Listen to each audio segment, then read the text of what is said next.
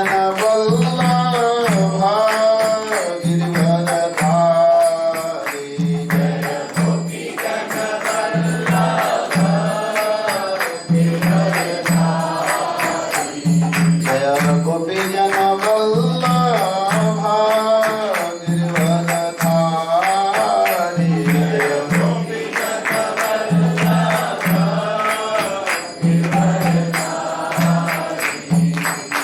यशोदानंदन ब्रज जनरंजन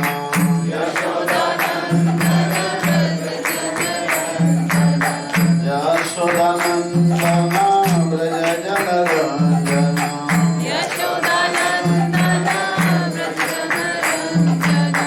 यशोदानंदन ब्रज जनरंजन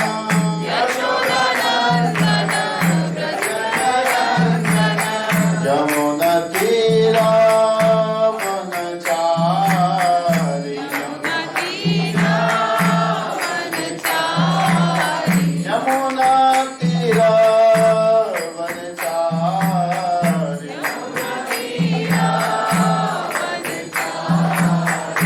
जय राधा माधव कुंज विहारी जय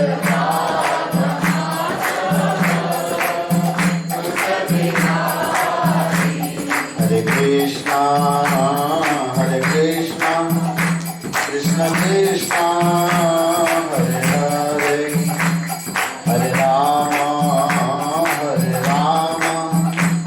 राम राम हरे हरे हरे कृष्णा कृष्ण कृष्णा हरे हरे हरे राम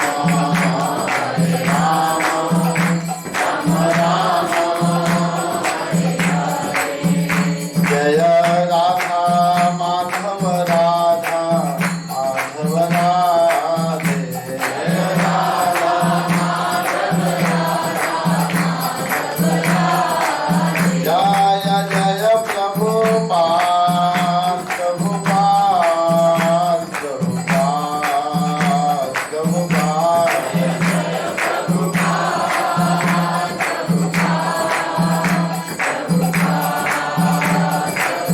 जय निताय गौर हरि बोल हरि बोल हरि बोल हरि बोल हरि बोल हरि बोल हरि बोल हरि बोल। जय राधा माधव भगवान की जय, जगत गुरु श्रील प्रभुपाद की जय, समस्त भक्त वृंद की जय।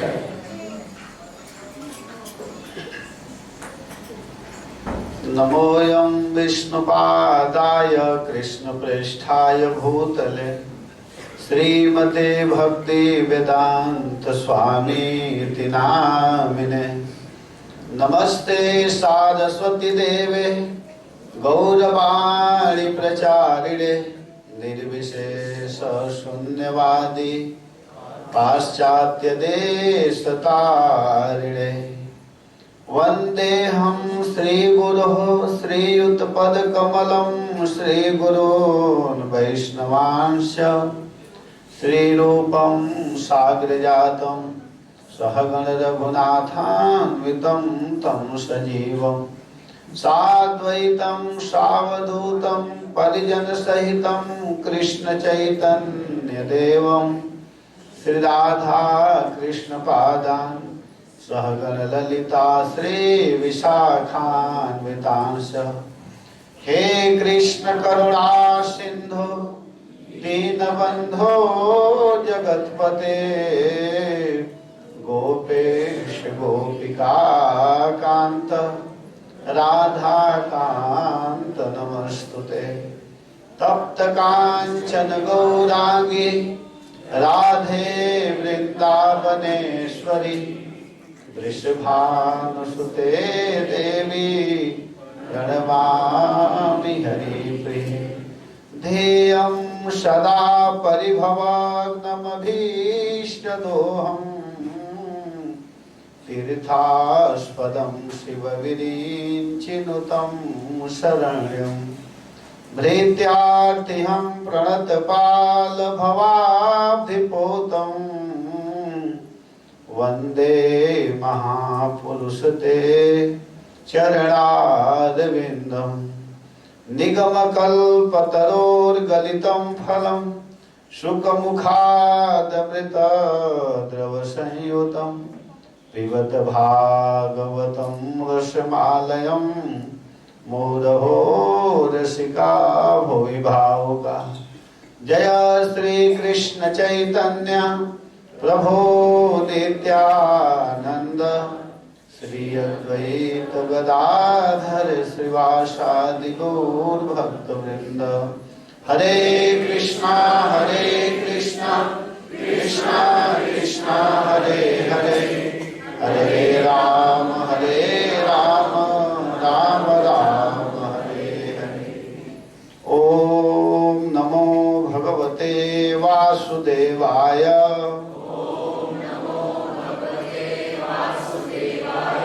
ओम नमो भगवते वासुदेवाय।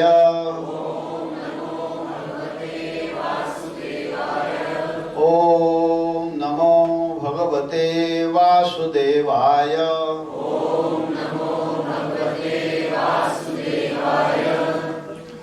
हरे कृष्ण हरे कृष्ण। तो कल हम लोग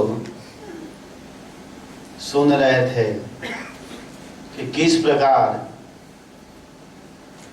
इंद्र के पास बलि महाराज पहुंचे हुए हैं स्वर्ग में, और बलि के प्रभाव को देख करके इंद्र भागते हुए अपने गुरु शुक्राचार्य जी के पास में गए। इस प्रसंग को हम लोग कल के कथा में सुने, और आज की कथा बहुत महत्वपूर्ण और ध्यान देने लायक है। ऐसे तो प्रतिदिन की कथा को ध्यान दे करके ही सुनना चाहिए। आज बहुत सुंदर व्रत बताया जाएगा, जिस व्रत का नाम है पयोव्रत। पयोव्रत तो ध्यान दे करके सुनिएगा आप लोग। श्री सुखदेव गोस्वामी महाराज इस कथा को कहते हुए महाराज परीक्षित से कहते हैं, वर्णन करते हुए कहते हैं कि एवं पुत्रेषु नष्टेषु देवमातादितिस्तदा हृदे त्रिविष्टपे दैते पर्यतप्यदनाथवत्। अनाथवत है, अनाथ की तरह। पर्यतप्यत संताप करने लगी। कौन? जो देवताओं की माता है। सुखदेव गोस्वामी कहते हैं कि हे महाराज परीक्षित, जब माता अदिति को पता चला, अदिति जी जो है वो देवताओं की माँ है, ये ध्यान दीजिएगा, और दैत्यों की माँ कौन है? दीति जी। तो जब माता अदिति को पता चला कि मेरा पुत्र इंद्र स्वर्ग छोड़ करके चला गया, स्वर्ग में अब नहीं है, तो इसको सुन करके अनाथवत पर्यतपत, अनाथ की भांति संताप करने लगी।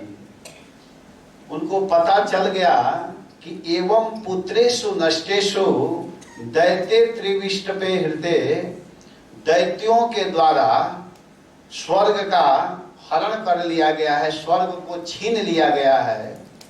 यह जब संवाद माता अदिति को पता चला, माता अदिति जब जानी, तो जो देवताओं की माँ है तदा देव माता अदिति। सुखदेव गोस्वामी वर्णन करते हुए कहते हैं कि जो देवताओं की माँ है, देव माता, वह अदिति संताप करने लगी, बहुत दुखी हुई, क्योंकि उनके जो पुत्र इंद्र स्वर्ग के पद पर आसीन थे, इंद्र पद पर आसीन हैं, और आज इंद्र उस स्वर्ग को छोड़ करके कहीं अदृश्य हो गए हैं, छिप गए हैं। अदिति के पुत्र देवगण अदृश्य हो गए, अर्थात स्वर्ग छोड़ करके अन्यत्र छिप गए। तब माता क्या करती है कि अब वहां से चल करके अपने पति कश्यप जी के पास आ रही है। कश्यप जी माता अदिति के पति हैं, मरीचि के पुत्र हैं कश्यप जी। तो एकदा कश्यपस्तस्या आश्रमं भगवान अगात निरुत्सवम निरानंदम समाधे विरतः चिरात। यहाँ वर्णन है कि एकदा चिरात, यदा एक बार बहुत दिनों के बाद, बहुत समय बीत जाने के बाद भगवान कश्यप। यहाँ एक चीज ध्यान देना चाहिए कि कहीं कहीं भगवान शब्द लग जाता है सब में, जैसे कश्यप जी में यहाँ भगवान लग रहा है। तो भगवान का मतलब यह होता है कि समर्थवान, किसी चीज में जो समर्थवान है उसको भी भगवान कहा जाता है। तो यहाँ कहा जा रहा है कि परम प्रभावशाली कश्यप मुनि की जब समाधि टूटी, वो समाधि में लगे हुए थे, ध्यान करने में लगे थे। तो बहुत समय बीत जाने के बाद में भगवान कश्यप कहने का अर्थ है कि जो प्रभावशाली हैं, जिनका प्रभाव सभी संसार में फैला हुआ है, वह कश्यप जी का जब ध्यान समाधि टूटी तो तदा तस्य आश्रमम अगात, वे अदिति के आश्रम पर आए। अदिति पत्नी है, तो पत्नी के पास में आए, क्योंकि वो गृहस्थ थे कश्यप जी।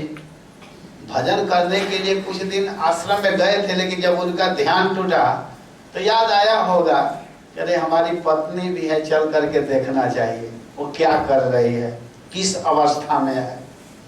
तो कश्यप जी अपने पत्नी के पास में अथवा अदिति के आश्रम पर आए, और वहां आते हैं तो क्या देख रहे हैं कि निरानंदम निरुत्सवम। वहां आकर देख रहे हैं, उन्होंने देखा कि न तो वहां सुख है न शांति है, वहां सुख शांति कुछ भी नहीं दिखाई दे रहा है, और न किसी प्रकार का उत्साह या सजावट ही है। जब माता अदिति के आश्रम में आए ता करके क्या देख रहे हैं कि वहां कोई आनंद नहीं है, निरानंद, आनंद से रहित वह घर दिखाई दे रहा है, वह आश्रम दिखाई दे रहा है। वहां किसी प्रकार का कोई सजावट नहीं है। जैसे हम लोग यहाँ आए हैं तो देखने में अच्छा लगता है, सुंदर सजावट है, लेकिन वहां गए तो कुछ नहीं है। उसको देख रहे हैं कि बिल्कुल उदासी छाई हुई है। सुखदेव जी कहते हैं कि हे परीक्षित, जब वहां जा करके आसन पर बैठ गए और अदिति ने उनका विधि पूर्वक सत्कार किया, अपने पति कश्यप के चरणों में प्रणाम की, और प्रणाम करने के बाद में यथा योग्य जैसे सत्कार करना चाहिए, सेवा करना चाहिए, विधि पूर्वक उनका सत्कार कर लिया। तदा स दीन वदनम पत्नीम इदम आह।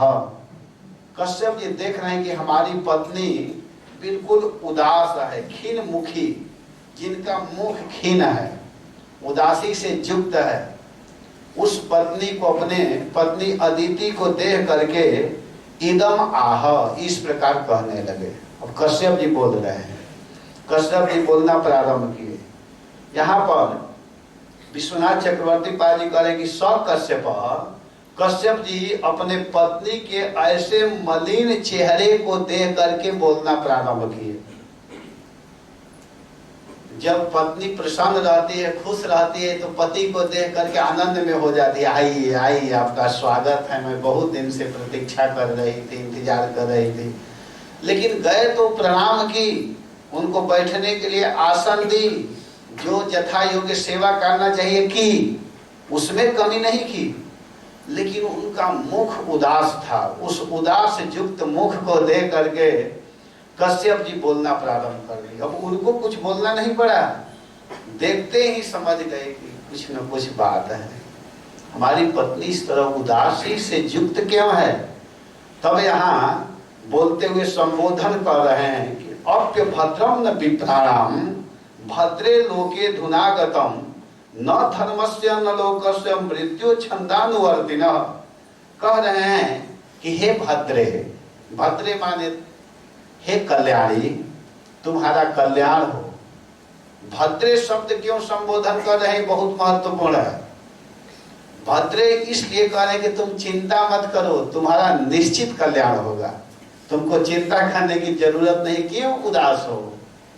हे भद्रे, हे कल्याणी अधुना विप्राणाम न, ध्यान दीजिएगा क्या पूछ रहे हैं। सबसे पहले क्या पूछते हैं, दुखी अवस्था में देख करके कश्यप जी कह रहे हैं कि इस समय संसार ब्राह्मणों पर कोई विपत्ति तो नहीं आ गई है, आखिर तुम उदास क्यों हो। देखिए कितना महत्वपूर्ण बात पूछ रहे हैं। सबसे प्रथम उच्चारण करते हुए करें कि तुम साधुओं की सेवा, ब्राह्मणों की सेवा सही ढंग से कर रही हो ना, कहीं ब्राह्मणों के ऊपर कोई संकट तो नहीं आ गया इसलिए तुम उदास हो। जब अर्जुन जी द्वारिका से लौट करके आए, भागवत के प्रथम स्कंद में वर्णन है 14वां और 15वां अध्याय में कि जब अर्जुन बहुत दिन तक लौट करके नहीं आए थे तो महाराज युधिष्ठिर भीम से बात करते हुए कह रहे कि बहुत समय बीत गया, अभी तक अर्जुन लौट करके नहीं आया भीम, पता नहीं मेरा मन व्याकुल है, घबरा रहा है, क्या बात है। और जब अर्जुन जी वहां आते हैं तो अर्जुन का चेहरा उदास है। तो वहां पर महाराज युधिष्ठिर पूछ रहे हैं कि हे अर्जुन तुम क्यों उदास हो, उदासी का क्या कारण है, तुम सही ढंग से साधुओं को सेवा किए कि नहीं, कहीं साधुओं की सेवा में कहीं तो कमी नहीं हो गई, ब्राह्मणों की सेवा किया कि नहीं। बहुत प्रश्न करते जा रहे हैं। अर्जुन कह रहे हैं कि ये बात नहीं है, ये बात नहीं है। अंत में पता चला उदासी का कारण कि जगत के आराध्य सर्वाराध्य सर्वाध्यक्ष भगवान जो हैं वह इस संसार को छोड़ करके चले गए, इसीलिए अर्जुन जी उदास हैं। तो यहाँ कश्यप जी अपनी पत्नी माता अदिति से पूछ रहे हैं कि अधुना विप्राणाम न अपि धर्मस्य न, धर्म का पालन ठीक ठीक होता है कि नहीं। जो धर्म का पालन करना चाहिए गृहस्थी में रह करके उसको तुम ठीक ढंग से कर रही हो कि नहीं, कहीं धर्म के पालन में कमी तो नहीं हो गया इसलिए तुम उदास से युक्त हो। मृत्यु छंद अनुवर्तिन, काल के कराल गाल में पड़े हुए लोकस्य न अभद्रम आगतम, लोगों का कुछ अमंगल तो नहीं हो रहा है इसलिए उदास हो। बताओ, यहां पर श्रील प्रभुपाद जी कहते हैं कि इस जगत के सभी लोगों के लिए, विशेषकर ब्राह्मणों के लिए नियत कर्म तो है ही, किंतु मृत्यु के गाल में जाने वाले के लिए भी है। कश्यप मुनि आश्चर्य में प्रश्न कर रहे हैं, क्या सर्वसाधारण के हितकारी धर्मों कर्तव्यों का उल्लंघन हुआ है क्या। यहां से हम 7 प्रश्न करेंगे इस श्लोक के बाद। 7 श्लोकों में प्रश्न करेंगे और प्रश्न करते जाएंगे। देखिए अब क्या पूछ रहे हैं, यहाँ से 7 श्लोकों में प्रश्न करेंगे। माता अदिति से प्रश्न करते हुए कह रहे हैं कि अपि वा कुशलम किश्चित् गृहेषु गृहमेधिनी धर्मस्यार्थस्य कामस्य यत्र योग्यो योगिनाम। कह रहे हैं कि हे प्रिय गृह मेधिनी, हे गृह स्वामिनी, हे प्रिय, हे गृह की स्वामिनी मालकिन, ही गृहेषु अयोगिनाम, क्योंकि गृहस्थ आश्रम तो जो लोग योग नहीं कर सकते उन्हें भी योग का फल देने वाला है। गृहस्थ आश्रम वास्तव में कहा जाए तो सबसे बड़ा आश्रम है। और इस पर एक बार मैं 5 दिन कथा किया था एक जगह कि धन्यो गृहस्थ आश्रम, वह गृहस्थ आश्रम धन्य है। लेकिन कौन गृहस्थ आश्रम धन्य है? जो विवाह करके केवल पत्नी बच्चे में ही रह रहे हैं वह गृहस्थ आश्रम धन्य नहीं है। गृहस्थ आश्रम वह धन्य है जिस गृहस्थी में रह करके जिनकी पत्नी मृदु भाषणी हो, जिनका पुत्र आज्ञापरायण हो, जिस घर में प्रतिदिन नित्य भगवान श्याम सुंदर की सेवा होती हो, जिस घर में संत महात्माओं का आगमन होता हो, जिस घर में सभी लोग बैठ करके भागवत आदि का सत्संग करते हों, जिनके घर में अतिथि आदि की सेवा होती हो और जो बीच बीच में जा करके भगवान का दर्शन परिक्रमा आदि करता हो, वह गृहस्थ आश्रम धन्य है, वह गृहस्थ आश्रम धन्य है। ये नहीं कि केवल विवाह कर लिए बस कहेंगे कि मैं गृहस्थ हूँ। गृहस्थ के विषय में एकादश स्कंध है और सप्तम स्कंध में बहुत सुंदर ढंग से बताया गया है।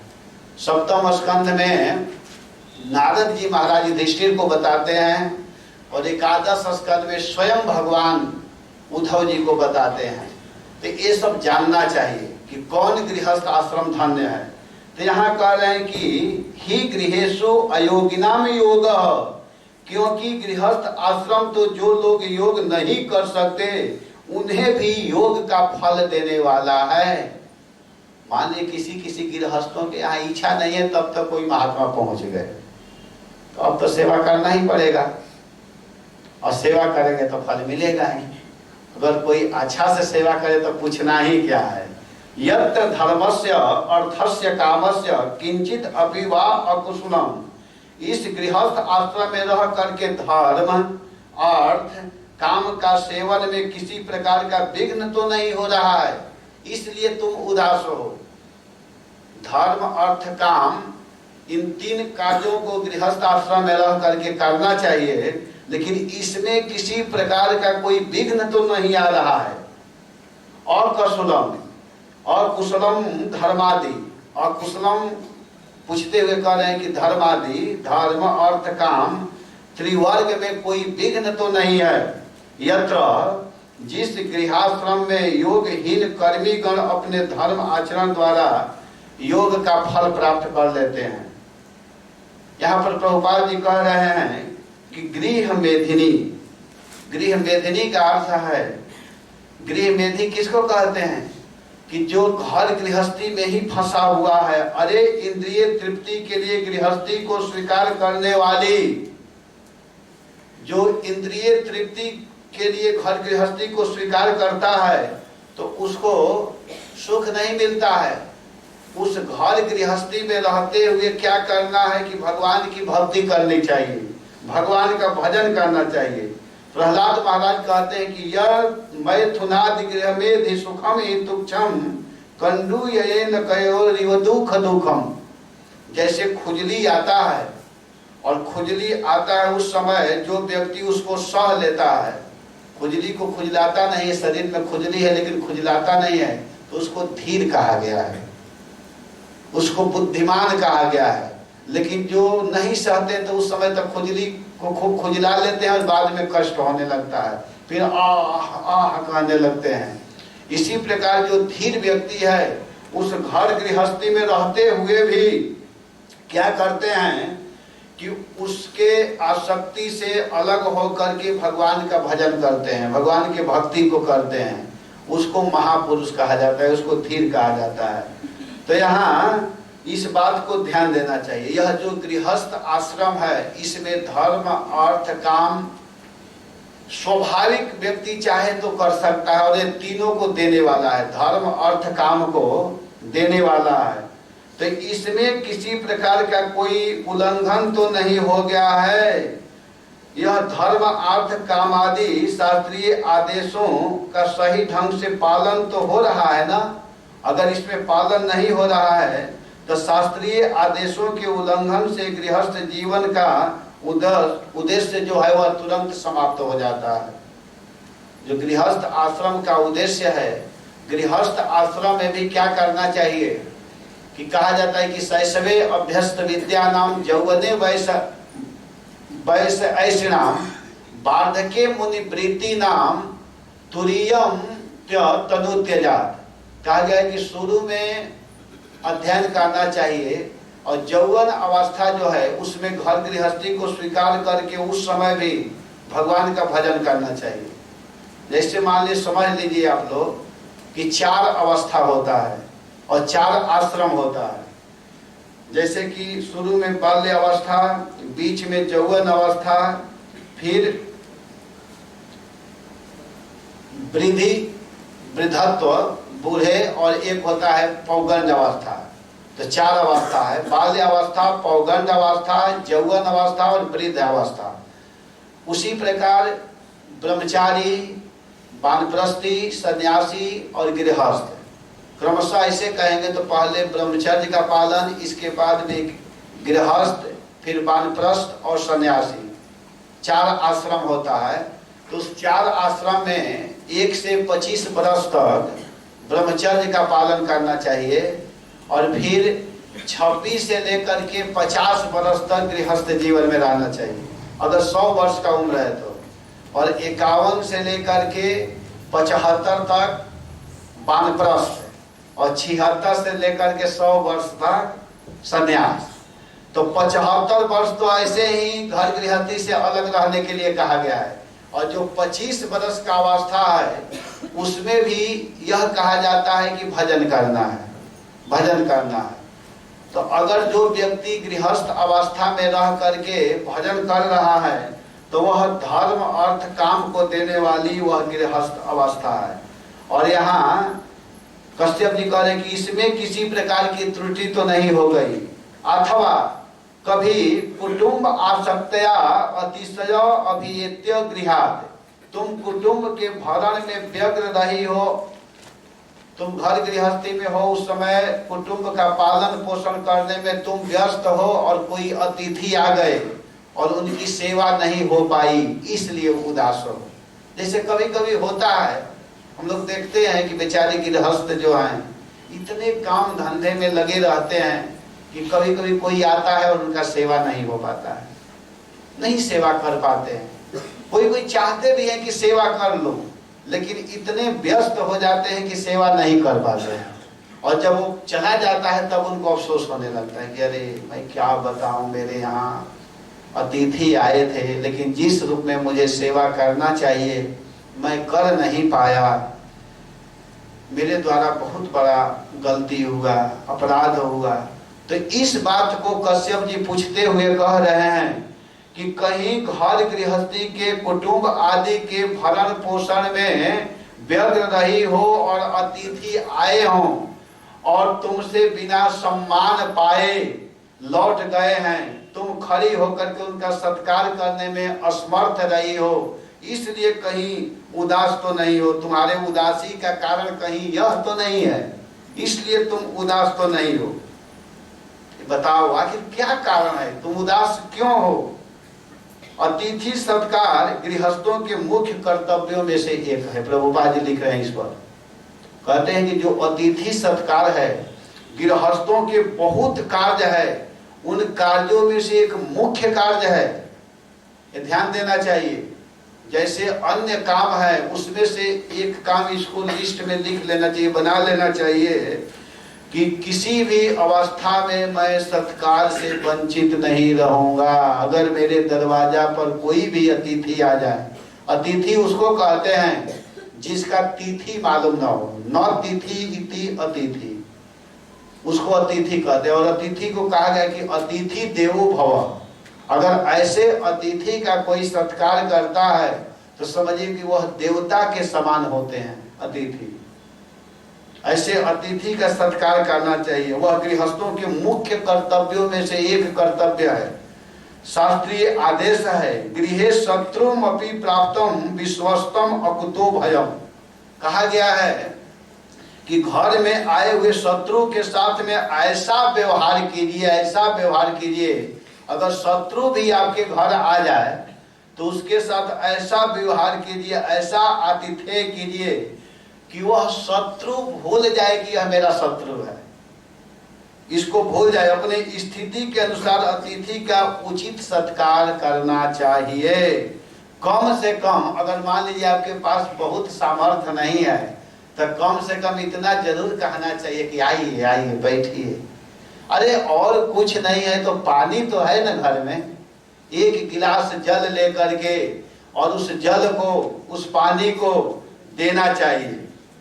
अरे मान लीजिए कि कोई कहे कि हमारे यहाँ पानी भी नहीं है, पानी का अभाव है, कहीं कहीं पानी का अभाव रहता है, हम लोग देखे हैं पानी नहीं रहता है।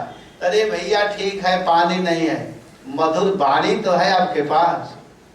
प्रिय वाक्य प्रदाने न, चाणक्य जी कहते हैं कि प्रिय वाक्य प्रदाने न सर्वे तुष्यन्ति जन्तवः तस्मात् तदैव वक्तव्यम वचने किम दरिद्रता।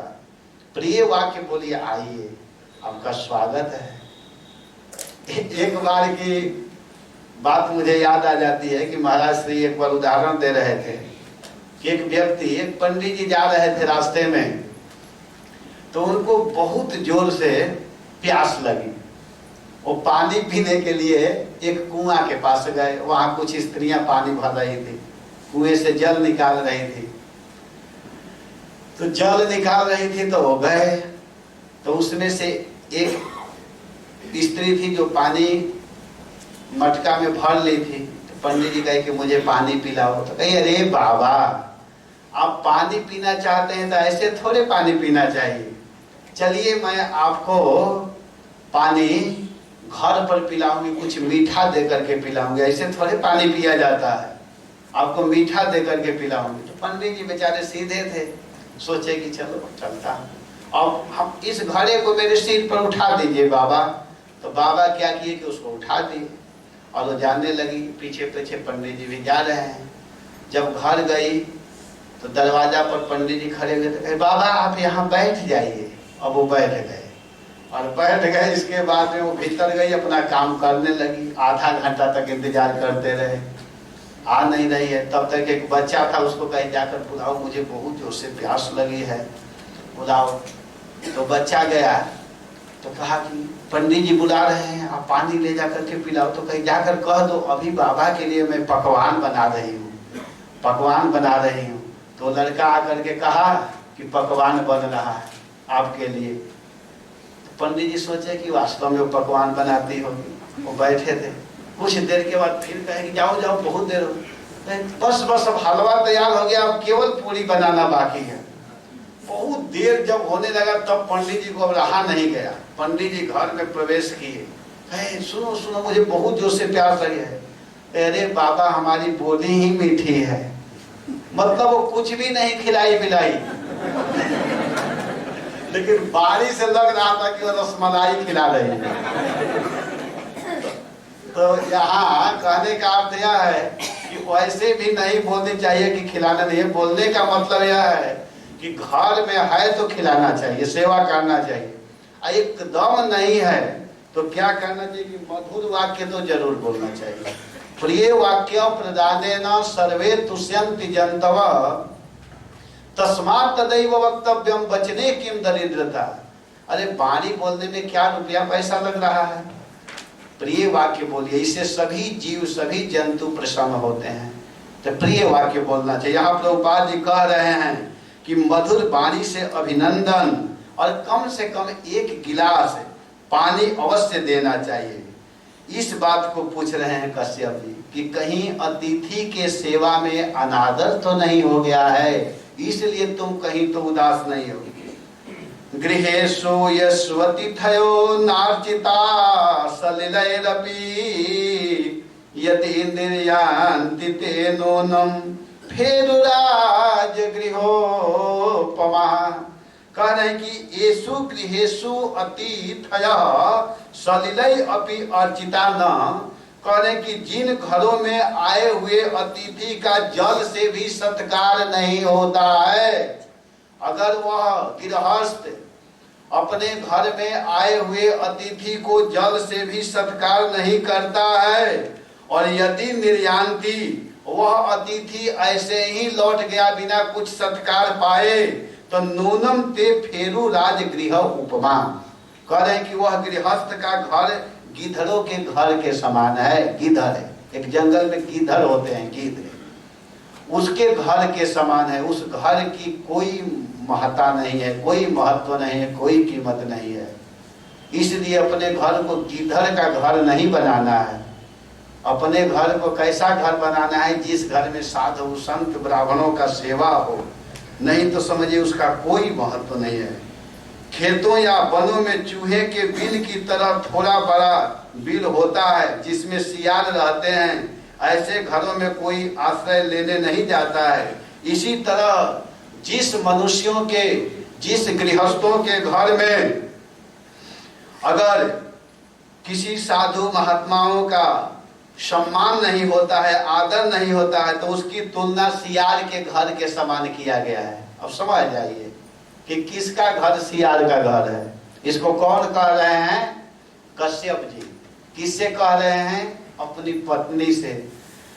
इसके बाद में कहते हैं कि हे भद्रे, हे प्रिय, संभव है कि मई प्रेषिते करहिचित अपि उद्विग्न धिया बेलायाम त्वया हविषा सती अग्नेय तू होता न।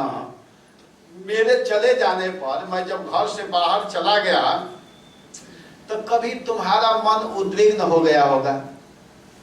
मैं तुम्हारा पति हूँ, स्वामी हूँ, मैं घर से बाहर चला गया तो इससे तुम्हारा मन उद्विग्न हो गया और समय पर तुमने हविष्य से अग्नियों में हवन नहीं की, जो आहुति देना चाहिए वो नहीं दे पाई, इसलिए तुम उदास हो। गृहस्थ का धर्म है प्रतिदिन पूजा करना। हवन, पहले के लोग प्रतिदिन हवन करते थे, घी लेकर के, गाय के घी के द्वारा आहुति देते थे देवताओं को प्रसन्न करने के लिए। तो कहीं तुम्हारे हवन आदि कार्य में विघ्न आया, तुम नहीं कर पाई, इसलिए तुम दुखी हो। उदासी का कारण पूछ रहे हैं। यत् पूजया काम दुघान याति लोकान गृहान्वितः ब्राह्मणोऽग्निश्च वै विष्णु सर्वदेवात्मनो मुखम। कह रहे हैं कि सर्वदेव आत्मनः विष्णु, जो सर्वदेवमय भगवान विष्णु के मुख हैं ब्राह्मण और अग्नि। अग्नि जो है और ब्राह्मण जो हैं वे सर्वदेव भगवान के मुख हैं, अग्नि और ब्राह्मण। और गृहम अन्वित वही यत् पूजया, गृहस्थ पुरुष यदि इन दोनों की पूजा करता है, अगर अग्नि का पूजा करता है, ब्राह्मण का पूजा करता है, तो इससे उन लोगों की प्राप्ति होता है जो समस्त कामनाओं को पूर्ण करने वाला है। अगर कोई ब्राह्मणों का सेवा कर दिया, किसी साधु का सेवा कर दिया, तो उसके मन में अगर किसी प्रकार की कामना है तो वो सभी कामनाएं पूर्ण हो जाती है। कामनाओं को देने वाला है। वैदिक प्रथा के अनुसार अग्नि में घी, अन्न, फल, पुष्प आदि की आहुति देने से भगवान प्रसन्न होते हैं। प्रभुपाद जी कह रहे हैं, कहते हैं कि अगर कोई अग्नि में घी डालता है और अन्न, फल, पुष्प आदि से आहुति देता है तो भगवान इससे प्रसन्न होते हैं। उसी प्रकार अगर ब्राह्मण को भोजन कराता है, खिलाता है, तो उससे ब्राह्मणों के मुख से भगवान खाते हैं। ये आप लोग पढ़ लीजिएगा, भागवत में बहुत जगह वर्णन है कि भगवान स्वयं कहते हैं कि अगर कोई खिलाता है तो समझो कि मैं ही खा रहा हूँ, मुझे ही खिला रहा है। इसलिए प्रत्येक उत्सव या पर्व पर अग्नि में आहुतियां डाली जाए और ब्राह्मणों के खाने के लिए स्वादिष्ट, जो सबसे सुंदर स्वादिष्ट वस्तु है, अच्छा भोजन दिया जाए। बहुत सुंदर, बाजार में जाना चाहिए तो सबसे जो महंगा चावल है, जिसको बासमती चावल कहते हैं, या उससे भी कोई महंगा होगा, आप लोगों को मालूम है, हम लोगों को तो ज्यादा मालूम नहीं है। तो जो अच्छा चावल है, जो अच्छा फल है, उसको लाना चाहिए। लेकिन लोग करते क्या है कि भगवान की पूजा के लिए, जो भक्त नहीं है उनकी बात कर रहा हूँ, जो भक्त है वो शायद ऐसे नहीं करते होंगे। दुकान पर जाते हैं तो जो सबसे खराब सड़ा हुआ केला है या जो सबसे कम दाम का अगरबत्ती उसको लाते हैं और ला करके भगवान के पास क्या करते हैं कि ओम जय जगदीश हरे। बहुत बड़ा कृपा कर दिए हैं ना, 2 रुपया का सामान खरीद कर ला दिए हैं और क्या करते हैं कि ओम जय जगदीश हरे, सुख संपत्ति घर आवे। हे भगवान, मैं आपके लिए इतना बड़ा कृपा कर रहा हूँ कि 2 रुपया का केला चढ़ा रहा हूँ, सुख संपत्ति घर आवे और कष्ट मिटे तन का। जो मेरे भीतर कष्ट है उसको आप लेकर के बीमार हो जाएंगे और मुझको क्या कीजिए कि सुख संपत्ति घर आवे, कष्ट मिटे तन का, ओम जय जगदीश हरे। लेकिन यह भजन करने की पद्धति नहीं है। भजन करने का ढंग यह है कि जो सबसे सुंदर फल है उसको लेकर के भगवान को चढ़ाना चाहिए, खिलाना चाहिए, अथवा वैष्णवों को खिलाना चाहिए, ब्राह्मणों की सेवा करनी चाहिए। तो आनंद के साथ में कुछ लोग दान देते हैं, प्रसंग बस मैं बोल रहा हूँ। कुछ लोग जाते हैं कहते पंडित जी को देना है, आप दे दीजिए। तो दुकानदार भी जानता है कि क्या देना है, ऐसा वस्त्र देता है कि जिसको पंडित जी नहीं पहनते, वो भी किसी दूसरे को दे देते हैं या फेंक देते हैं। नहीं, एक ही वस्त्र दीजिए या कोई ऐसा सामान दीजिए जिसको प्रयोग में लाए। तब उस दान की महिमा है। नहीं तो उससे अच्छा है कि मत दीजिए। देना है तो अच्छा चीज, भगवान को देना चाहिए, जो सबसे सुंदर चीज है उसको देना चाहिए। एक जगह की कथा है, मुझको ध्यान नहीं आ रहा है, कि एक पुजारी जी थे, वो दक्षिण भारत का मंदिर है शायद, तो वहाँ क्या हुआ कि एक पुजारी जी थे, वो गए तो एक पुष्प बेचने वाली थी, उस पुष्प बेचने वाली के पास पहुंचे, और जब वहां पहुंचे तो देखे कि पुष्प उसके पास एक ही फूल था। तो कहे इस फूल को मुझे आप दे दीजिए, ये फूल चाहिए। तो वो कही कि ठीक है। उस समय मान ली उसका दाम 2 रुपया होगा, तो बोली कि 2 रुपया में मैं इस फूल को दूंगी। उसी समय एक व्यक्ति आया जो वेश्या से प्रेम करता था, तो आया तो कहा कि ये फूल मुझे चाहिए, बताओ कितना में तुम दोगी? तो कहे कि 4 रुपया में दोगी। तो कहा कि ठीक है, मैं 4 रुपया दूंगा। तो पुजारी जी कहे कि नहीं नहीं, फूल तो मुझे चाहिए, बताओ कितना में दोगी? मैं 6 रुपया दूंगा। तो कहा कि नहीं नहीं, मैं 8 रुपया में। ऐसे करते करते उस फूल का दाम बढ़ने लगा, और बढ़ते बढ़ते अब हजारों रुपया में जाने लगा। तब वो सोचा कि अरे चलो, उसके लिए मैं इतना पैसा लगाऊंगा कि क्या जरूरत है, उसको तो दूसरा भी फूल दे दूंगा तो वो खुश हो जाएगी। लेकिन पुजारी जी क्या किए कि उसका दाम बढ़ चुका था, हजारों रुपया में जा चुका था, उतना पैसा दे करके उस फूल को ले गए, क्योंकि वह फूल भगवान के लिए ले जाना था और उनको बहुत सुंदर लग रहा था।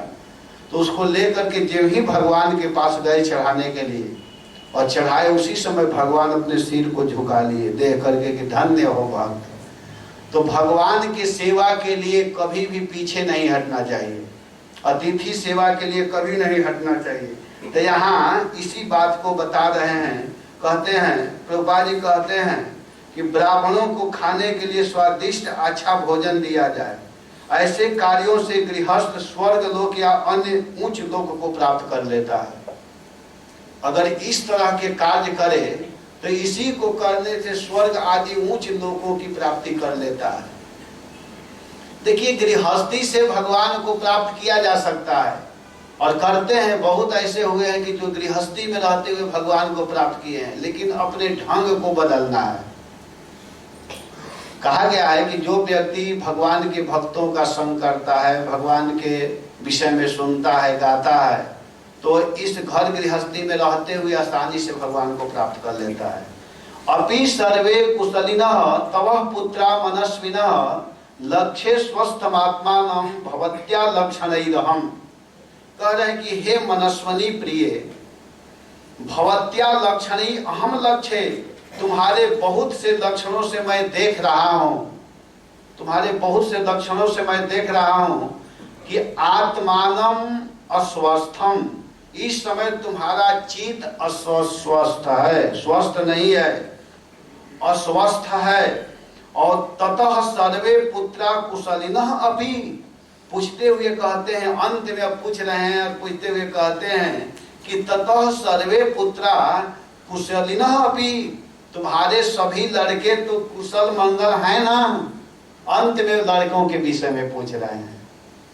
इससे पहले बहुत कुछ पूछे कि साधुओं की सेवा, ब्राह्मणों की सेवा की कि नहीं, हवन में कहीं दिक्कत तो नहीं आया, अतिथि की सेवा की कि नहीं, बताओ, घर में गाय का सेवा अच्छी ढंग से हुआ कि नहीं। ये सब पूछने के बाद में वो अंत में पूछते हैं कि तव सर्वे पुत्रा कुशलिनः अपि, आपके सभी पुत्र कुशल मंगल से हैं ना। तब माता अदिति बोलना प्रारंभ करती है। माता अदिति कहती है कि भद्रम द्विज गवाम ब्रह्मण धर्मस्यास्य जनस्य च त्रिवर्गस्य परम क्षेत्रम गृह मेधिन गृहाई में। हे भगवान, हे ब्राह्मण, हे भगवान, द्विज गवाम धर्मस्य च, ब्राह्मण गायों धर्म का और इस लोक का, इस दासी का सभी लोग कुशल हैं। हे मेरे गृह के स्वामी, हे मेरे पति, हे मेरे प्राण प्रिय, यह गृहस्थ आश्रम अर्थ धर्म और काम की साधना में परम सहायक है।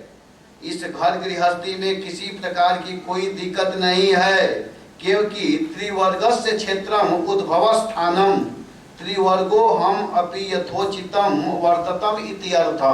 विश्वनाथ चक्रवर्ती पाल जी कह रहे हैं कि धर्म अर्थ, काम, इन त्रिवर्गों का उद्भव स्थान यह गृहस्थ आश्रम है। लेकिन यह सबको मैं अच्छी तरह से संभालती हूँ, धर्म, अर्थ, काम। लेकिन क्या दिक्कत है इसको मैं बता रही हूँ। तो यहाँ प्रभुपाद जी कहते हैं कि गृहस्थ जीवन में धर्म, अर्थ और काम की सिद्धि प्राप्त किया जाता है, किंतु मोक्ष प्राप्ति के लिए संन्यास जरूरी है। गृहस्थों को भी संन्यास लेना चाहिए। केवल 3 चीज से काम चलने वाला नहीं है, अंतिम में संन्यास लेना जरूरी है। कह रहे हैं कि गृहस्थ जीवन में धर्म, अर्थ और काम की सिद्धि प्राप्त किया जाता है, किंतु मोक्ष प्राप्ति के लिए, अगर जिसको मोक्ष चाहिए तो मोक्ष प्राप्ति के लिए संन्यास ग्रहण करना पड़ता है। कश्यप जी अभी सन्यासी नहीं थे, इसीलिए यहाँ पर वह बोलते हुए अदिति जी कहती है कि गृह मेधिना, संबोधन करते हुए कहती हैं कि गृह मेधिना। इसलिए अदिति ब्राह्मण के साथ गृह मेधिन संबोधन कर रही है, ब्राह्मण भी कह रही हैं और गृह मेधिन भी कह रही हैं। अगर वह सन्यासी होते तो गृह मेधिन शब्द नहीं बोलती, लेकिन उनको पता है कि हमारे पति जी, हमारे स्वामी जी अभी सन्यासी नहीं हैं, तो कह रही हैं कि हे गृह मेधिन, संबोधन कर रही है। अदिति उन्हें विश्वास दिला रही है कि गृहस्थी का हर कार्य, गृह मेधिन शब्द कह करके यह कह रही है कि जो गृहस्थ को करना चाहिए उसको मैं सब अच्छी तरह से की हूं, इसमें शंका करने की जरूरत नहीं है। यह मत चिंता कीजिए कि आप नहीं हैं तो मैं किसी प्रकार की त्रुटि कर दी। कभी कभी होता है कि जब पति रहते हैं तो पत्नी सही ढंग से सारा कार्य देखती रहती है, और कहीं चले गए तो सोचे चलो अब वो थोड़े हैं यहाँ पर, कुछ कमी कर बैठे। लेकिन कह रहे नहीं नहीं नहीं, आप चिंता मत कीजिए, गृहस्थी के हर कार्य सुचारू रूप से चल रहा है। ब्राह्मण तथा गायों को सम्मान, संरक्षण प्रदान किया जा रहा है, गौओं की सेवा हो रही है, ब्राह्मणों की सेवा हो रही है। हे ब्राह्मण, आपके निरंतर स्मरण और कल्याण कामना से अग्नि, अतिथि, सेवक, भिक्षुक, दूसरे याचक कोई भी खाली हाथ नहीं लौटता है, अर्थात मैंने किसी का भी तिरस्कार नहीं किया है। ये मत समझिए कि केवल ब्राह्मणों का सम्मान की, अतिथियों का नहीं की। कोई गरीब व्यक्ति हमारे दरवाजा पर आया तो उसका मैं सम्मान नहीं की। जो जैसा है यथोचित उसके अनुरूप मैंने सबका सत्कार किया है। भगवतः अनुध्यायनात्, मैं सर्वदा आपका स्मरण करके, आप यहाँ नहीं थे फिर भी मैं आपका स्मरण करके अग्नि, अतिथि, सेवक, भिक्षुक आदि का कभी भी तिरस्कार नहीं किया। न ऋष्यति न हीयते, मैं किसी का अवहेलना नहीं की हूँ। तो मान लीजिए कश्यप जी पूछे कि फिर क्यों उदास हो? कहती है भगवान, जब आप जैसे प्रजापति मुझे इस प्रकार धर्म के विषय में बताए, धर्म का उपदेश करे, तो बताइए कहीं इस तरह की कमी हो सकती है? ऐसा कौन सी कामना है जो पूरी न हो जाए? तवैव मारीच मनः शरीरजा प्रजा इमाः सत्वरजस्तमोजुषः समो भवांस्ताश्वसुरादिषु प्रभो तथापि भक्तं भजते महेश्वरः।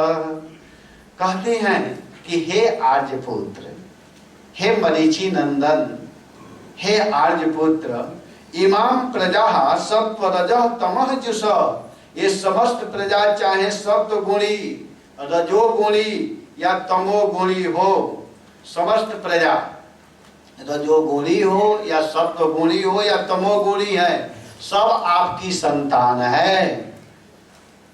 तव एवं मनः शरीरजा, प्रभो कुछ आपके संकल्प से उत्पन्न हुए हैं और कुछ शरीर से उत्पन्न हुए हैं। जितने प्रजा दिखाई दे रहे हैं सब आपके संतान हैं। हे प्रभो, हे भगवान, तासु असुरादिषु भवान समः तथापि महेश्वर भक्तम भजते। ध्यान दीजिएगा क्या कह रही हैं। कहते कि उन्हें चाहे असुर हो या देवता, आप सब संतानों के प्रति सम हैं, तथापि, तथापि मतलब फिर भी, महेश्वर भक्तम भजते, स्वयं परमेश्वर भी अपने भक्तों की अभिलाषा पूर्ण किया करते हैं।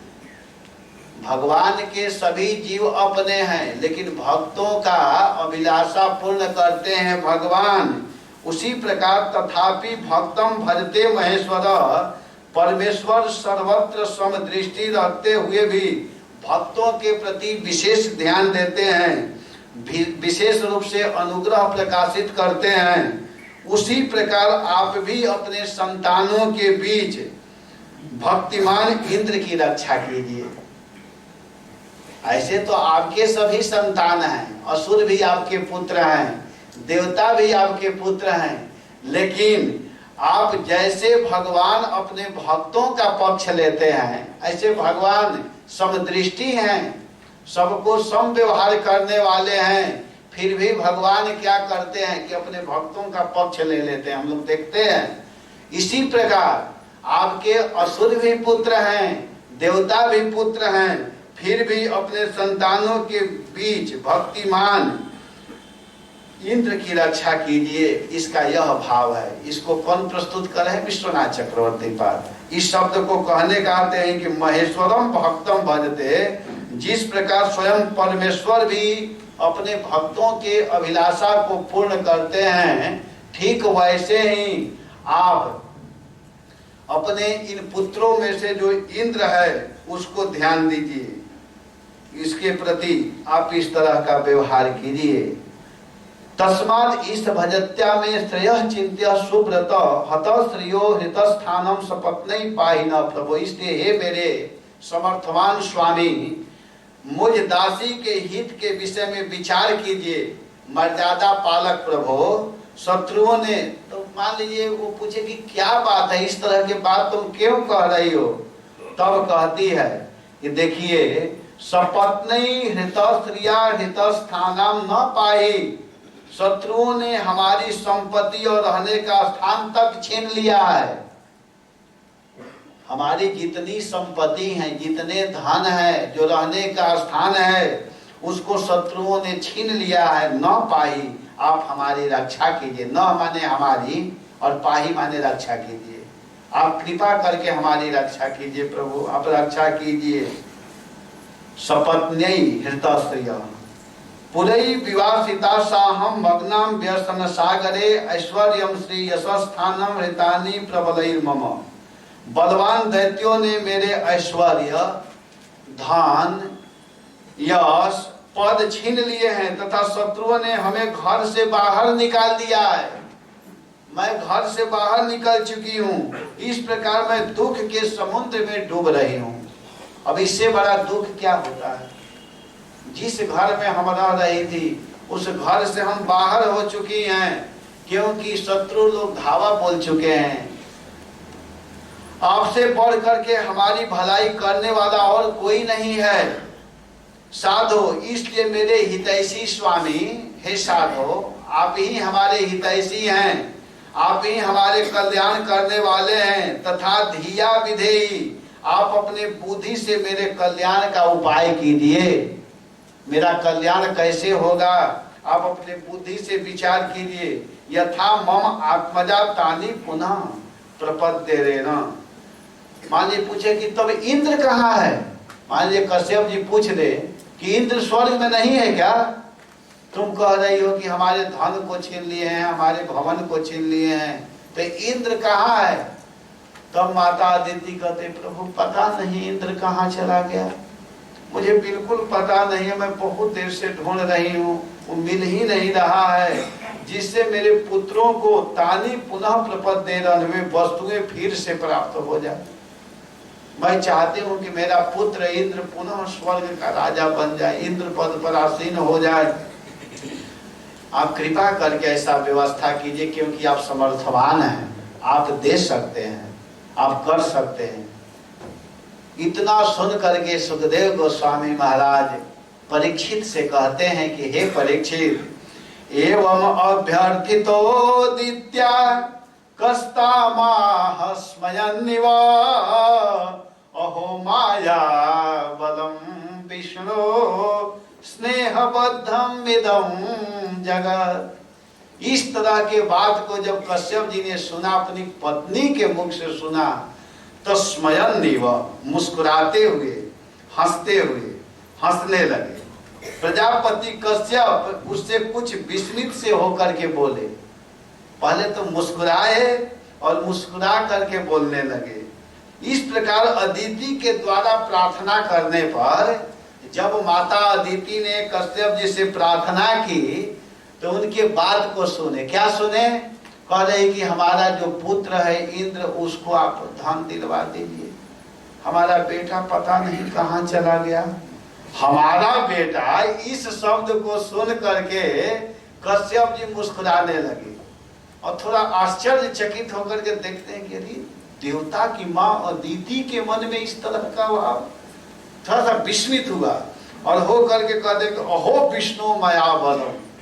कह रहे हैं कि अहो विष्णु माया बलम, अहो भगवान विष्णु की माया का प्रभाव तो देखो। विष्णु की माया कैसी है, कैसा विष्णु के माया में बल है कि यह इदम जगत स्नेह बद्धम, यह संसार स्नेह के बंधन से बांध दिए हैं। व्यक्ति एक दूसरे में आसक्त हो जाता है। यह किसका प्रभाव है? विष्णु की माया की कृपा का है। जो विष्णु की माया है इस जगत को स्नेह के बंधन में बांध दिया है। कश्यप जी थोड़ा सा विचार करने लगे कि देखो तो सही, अहो विष्णु माया बलम इदम जगत स्नेह बद्धम, अहो भगवान विष्णु की माया का कैसा बल है कि यह संसार सारा स्नेह के बंधन में बंधा हुआ है। और इस तरह विचार करते हुए अब कश्यप जी बोल रहे हैं। बोलते हुए कश्यप जी कहते हैं, क्या कह रहे हैं कि क्व देहो भौतिको नात्मा क्व चात्मा प्रकृते परः कस्य के पतिपुत्राद्य मोह एव हि कारणम्। कहे कि को भौतिक अनात्मा देह, कहाँ यह पंचभूतों से बना हुआ शरीर। यह शरीर जानते हैं किस चीज से बना हुआ है? पंचभूत से। क्षिति जल पावक गगन समीरा पंच रचित यह अधम शरीरा। यह अनात्मा शरीर कह रहे हैं कि को भौतिक अनात्मा देह, कहाँ यह पंचभूतों से बना हुआ अनात्मा शरीर और कहाँ प्रकृति से परे आत्मा, जो प्रकृति से परे आत्मा है। कस्य के पति पुत्र आदि, कौन किसका पति पुत्र आदि है, अर्थात न किसी का कोई पति है न पुत्र है और न तो संबंधी ही है। तो क्या है? मोह एवं ही कारणम, मोह ही इसका एकमात्र कारण आता। तो मोह ही सबको नचा रहा है। कह रहे हैं कि तुम जिस पुत्र के लिए आसक्त कर रही हो, जिसको अपना पुत्र मान रही हो, यहाँ कहते हैं कि मोह एवं ही कारण, मोह ही एकमात्र कारण है। यहाँ कोई किसी का पुत्र है ना कोई किसी का पति है। सच पूछिए तो यह एकमात्र मोह है। एक कवि का मत है, बिंदु जी लिखते हुए कहते हैं कि संसार में यह बहुत बड़ा झगड़ा है। क्या झगड़ा है? कि यहाँ सब लोग मुझसे कहते हैं तू मेरा है, तू मेरा है, मैं किसका हूं? ये झगड़ा तुम मिटा दोगे तो क्या होगा? दशा मुझे दीन की भगवान संभालोगे तो क्या होगा? हे भगवान मैं बहुत दिक्कत में हूं। क्यों? कि यहाँ इस संसार में सभी लोग कहते हैं कि तू मेरा है, यहाँ सब मुझसे कहते हैं तू मेरा है, तू मेरा है। पत्नी कहती है कि नहीं नहीं ये पति मेरे हैं। लड़का कहता है कि नहीं नहीं पिताजी मेरे हैं। और जो पिताजी है वो कहते कि नहीं यह लड़का तो मेरा है, पुत्र मेरा है। और नाना जो है वो कहते कि नहीं नहीं मेरे शरीर से इसका जन्म हुआ है। नानी जो है वो कहते कि नहीं यह तो संतान मेरा है। और कूता कहता है कि नहीं नहीं, यह शरीर मेरा है, जब मरेगा तो मैं इसको खाऊंगा।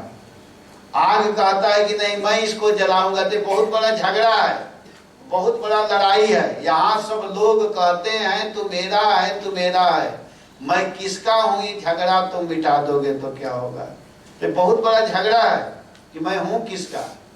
तो ये जान लेना चाहिए कि हम लोग भगवान के हैं। जीवेर स्वरूप है कृष्णेर नित्य दास। हम जीव हैं और हमारा स्वरूपगत धर्म है कि हम भगवान के दास हैं। तो इसी बात को यहाँ कह रहे हैं कि को भौती अनात्मा देह। कहा यह पंचभूतों से बना हुआ शरीर, शरीर जो है यह नश्वर है, नित्य नहीं है, यह समाप्त होने वाला है। और कहा प्रकृति से परे आत्मा, आत्मा कभी समाप्त नहीं होता है, वो हमेशा नित्य रहता है। कस्य के पति पुत्राद्य, कोई यहाँ पति है ना कोई पुत्र है। मोह ये वही कारणम। अगर हम मानते हैं कि हमारे पिता हैं तो इसी जन्म में देखने को मिलता है कि पिता पता नहीं कहाँ चले गए। कभी कभी इसी जन्म में देखा जाता है कि जिसको पति मानते वो पति नहीं, फिर दूसरा विवाह कर लेते हैं, दूसरा पति हो गया या दूसरी पत्नी हो गई। इसका मतलब कि वह नित्य संबंध नहीं है। नित्य संबंध केवल एकमात्र भगवान से है। इसलिए इस बंधन में डालने वाला एक मोह ही है। मोह ये वही कारण। हाय हाय, कश्यप जी विचार करते हुए कह रहे हैं कि देखो अदिति के मन में भी इस तरह का भाव कि मेरा पुत्र, यह मेरा इंद्र, इस तरह का भाव।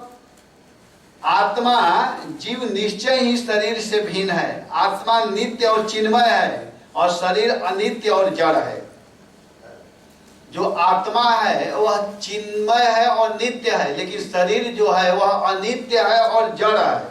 किंतु आध्यात्मिक ज्ञान के बिना इनका अंतर नहीं समझ में आता है। जब आध्यात्मिक ज्ञान जब तक नहीं है तब तक इसके विषय में व्यक्ति समझ नहीं सकता है। इसको कौन समझ सकता है? जिसके भीतर आध्यात्मिक ज्ञान है। लोग अज्ञान वश देहात्म बुद्धि के वशीभूत होकर के, प्रभुपाद जी कह रहे हैं कि लोग अज्ञान वश, जो अज्ञानी व्यक्ति हैं वो अज्ञान वश देहात्म बुद्धि के वशीभूत हो जाते हैं और वो समझ जाते हैं कि यह शरीर, यह संबंध मेरा नित्य है, बस उसी में पड़े रहते हैं। भगवत गीता में भगवान बताते हैं कि जो धीर व्यक्ति हैं, जो जानकार हैं, वह दैहिक परिवर्तन से प्रभावित नहीं होते हैं। भगवान स्पष्ट गीता में बताते हैं कि जो इस बात को जानने वाले हैं वह इससे प्रभावित नहीं होते हैं। क्योंकि देहिनोस्मिन यथा देहि कौमारम यौवनम जरा तथा देहांतर प्राप्ति धीरस तत्र न मोह्यति।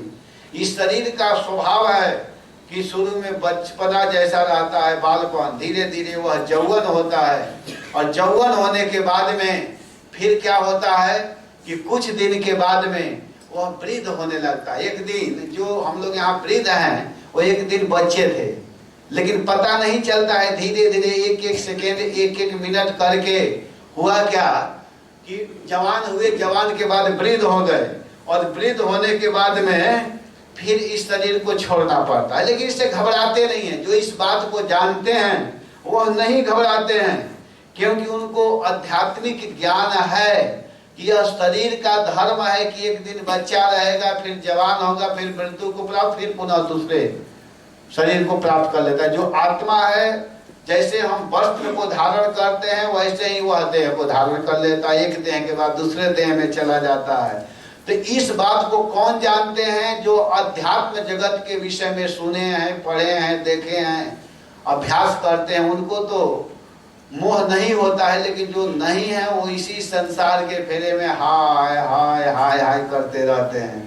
तो आध्यात्मिक शिक्षा के बिना देहात्म बुद्धि से पशुवत जीवन हो जाता है और वास्तव में इसके लिए यह मान नव जीवन नहीं है। यह मनुष्य शरीर किसके लिए है? आहार निद्रा भय मैथुनंच समान एतम पशुभि नराणाम धर्मो ही एको अधिको विशेष धर्मेण हीना पशुभि समाना। कहा गया है कि आहार, आहार कहते हैं भोजन को, भोजन पशु भी करता है, मनुष्य भी कर रहे हैं। निद्रा, पशु भी जाकर देखिए रात्रि में सोए रहते हैं, मनुष्य भी सो रहे हैं। भय, डंडा लेकर के जाइए, लाठी लेकर के जाइए, तो पशु भी देख करके भागने लगता है। और मनुष्य के पास भी डंडा लेकर आइए मारने के लिए तो भागने लगेगा। और मैथुनंच भोग, पशु भी भोगता है, मनुष्य भी भोग रहे हैं। तो फिर पशु मनुष्य में अंतर क्या है? तो है अंतर कि धर्मो ही एको अधिको विशेष। मनुष्यों में धर्म एक अधिक विशेषता है। अगर धर्म कर रहा है तो महान व्यक्ति है, अगर धर्म नहीं कर रहा है तो धर्मे न हीना पशु भी समाना। अगर धर्म से हीन है तो समझिए कि वह पशु ही है। अंतर इतना ही है कि उस पशु के 4 पैर हैं और इस पशु के 2 पैर हैं। उस पशु के सींग है, इस पशु के सींग नहीं है। उसके पूंछ है, इसके पूंछ नहीं है। अंतर इतना ही है। लेकिन यह मत समझिए कि विशेष कोई है, नहीं, वो भी पशु ही है। भगवान ऋषभ देव कहते हैं भागवत के 5वें स्कंध के 5वां अध्याय के पहला श्लोक में अपने 100 पुत्रों को बैठा करके उपदेश देते हुए कहते हैं कि नायम देहो देह भाजाम निर्लोके कष्टान कमान अर्हते विद भुजामजे तपो दिव्यम पुत्र कायेन सत्वम सुधे दयस्मा ब्रह्म सौख्यम पनंतम। कहते हैं कि हे मेरे पुत्रों, न अयम देह, यह जो मनुष्य का शरीर मिला है यह भोग भोगने के लिए नहीं मिला है। तो प्रश्न होगा कि क्या करने के लिए मिला हुआ है? तो तपो दिव्यम पुत्र का जैन सत्वम, यह शरीर दिव्य तप करने के लिए मिला हुआ है। यह मानव शरीर एकमात्र भजन करने के लिए मिला हुआ है। लेकिन हम इस संसार में आकर के भटक जाते हैं, भूल जाते हैं, अपने स्वरूप से अलग होने लगते हैं। आप कपिल देव जी के प्रसंग को सुन लीजिए। देह के विषय में बता रहे हैं कि यह जीव किस तरह माता के गर्भ में आता है। भागवत के 3 स्कंध के 31वां अध्याय में वर्णन है कि किस प्रकार जीव जब माता के गर्भ में आता है तो उस समय गर्भ में प्रार्थना करता है कि हे भगवान, हे ठाकुर जी, हे प्रभु, आप कृपा करके मुझको इस गर्भ से बाहर कर दीजिए, क्योंकि मुझे बहुत कष्ट हो रहा है। उस समय माँ जो खाती है, अगर तीखा खाती है तो उस बच्चे के ऊपर प्रभाव पड़ता है। वो छटपटाता है, रोने लगता है, हाय हाय हाय हाय करता है। और उस समय वो स्तुति करता है कि हे भगवान, आप कृपा करके इस शरीर से मुझको बाहर कीजिए, मैं अब ऐसा गलती नहीं करूंगा। जन्म लेना एक बहुत बड़ा कष्ट है, बहुत बड़ा दुख है। उस समय वह भगवान के चरणों में प्रार्थना करता है। और उस समय कहा जाता है कि नहीं, तुम जन्म लोगे तो भजन नहीं करोगे, संसार में आते ही भूल जाओगे। तो वो क्या कहता है कि नहीं नहीं, मैं अब गलती नहीं करूंगा, मैं भजन करूंगा। सभी लोग कह करके आए हैं। ये नहीं कि केवल एक के लिए कहा जा रहा है। जितने लोग यहाँ बैठे हैं सब उस समय बोले हैं कि मैं 24 घंटा भजन ही करूंगा। जहाँ रहूंगा भगवान के विषय में चिंतन करूंगा, कंपनी में रहूं या कहीं भी रहूं, जिस देश में, जिस वेश में, जिस भेष में रहूंगा, मैं केवल कृष्ण के नाम का ही गुणगान गाऊंगा, स्मरण करूंगा। लेकिन जन्म लेते ही, जब जन्म लेता है तो संसार में आता है तो बोलता है क्वाहम। क्वाहम माने मैं कहाँ आ गया, वो संस्कृत बोलता है। जन्म लेते हैं क्या बोलता है कि पहले तो पूछता है क्वाहम, मैं कौन हूँ।